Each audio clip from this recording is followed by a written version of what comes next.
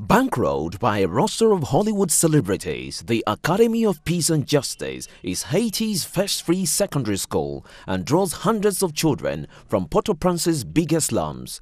Despite billions of dollars pledged by donors to help Haiti rebuild, reconstruction efforts remain painstakingly slow, with only incipient signs some progress may be taking hold. In response, some Haiti aid contributors sought to chart their own path. The Artists for Peace and Justice, a group of Hollywood stars, including Clint Eastwood, Penelope Cruz, Russell Crowe, and Nicole Kidman, among others, partnered with a local Haitian foundation to help build a secondary school. Organizers said it raised $4.5 million during a brunch held days after the quake. As the school reopened on Monday after vacation, students in brown uniforms filed into the building. Metilos Arland was among them. Born in Cité Soleil, Haiti's largest and most notorious slum, he is trying to make up for lost time. After his father and a brother died in 2005, Arland, who speaks with a stutter, said his mother did not have enough money to pay the administrative fees for him to attend public school. Arland said he's impressed that strangers cared so much about him and his classmates to fund the school. It means a lot to me that there are people who are thinking in a positive way for us. These are things that the government should have done, and to see artists come from far around the world to build a school in Haiti, this means a lot to me. This is amazing. Arland spent 3 years outside of school before one day building up the courage to carry his report card to an elementary school run by the Haitian partner of Artists for Peace and Justice and asking if he could attend. He said that decision changed his life. There are certain bad things that I did before coming to this school, but my teachers have now taught me how to do better in life. That's put me in another state of mind. I won't do those things ever again.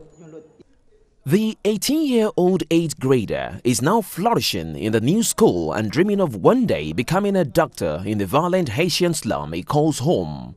The success of the school stands out in Haiti, which is still struggling to lift itself from the rubble left by an earthquake 2 years ago that killed roughly 300,000 people and left more than 1.5 million homeless.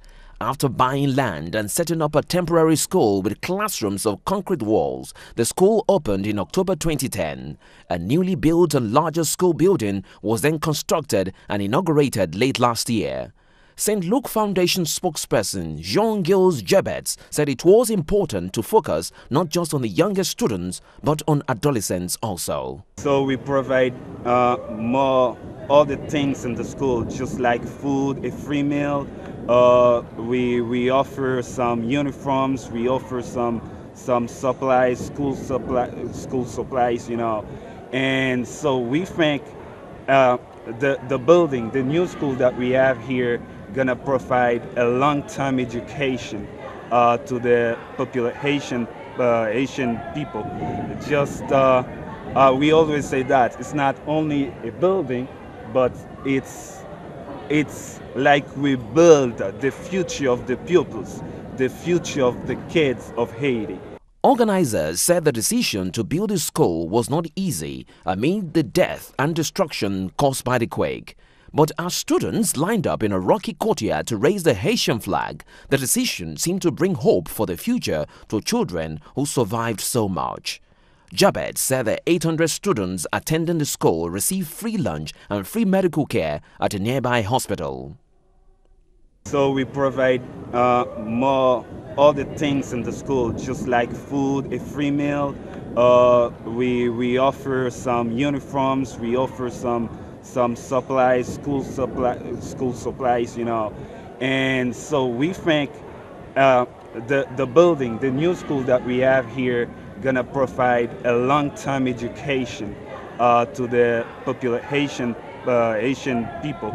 Just we always say that it's not only a building, but it's like we build the future of the pupils, the future of the kids of Haiti.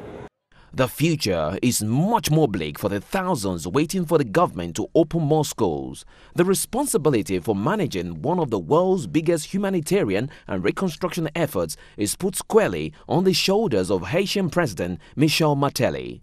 Reports surfaced recently that some $26 million had vanished from a new government education fund Mateli had set up.